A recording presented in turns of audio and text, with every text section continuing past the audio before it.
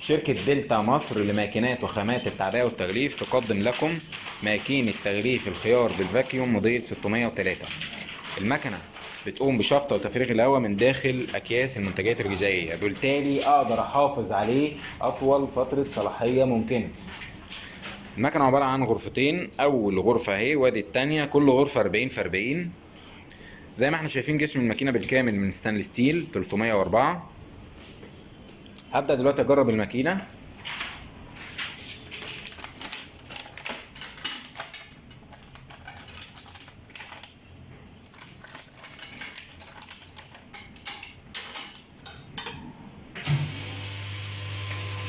عقبال ما بتتم عملية الفاكيوم في الغرفة الأولى، بكون أنا رصيت المنتج بتاعي والأكياس بتاعتي في الغرفة التانية بالشكل ده، وبالتالي أقدر أحقق أكبر إنتاجية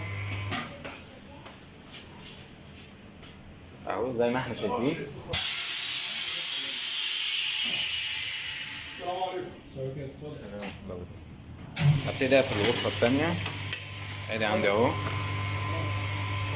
ادي عندي الاكياس اهي بعد ما اتشفط منها الهواء زي ما احنا شايفين، وادي عندي شكل اللحام.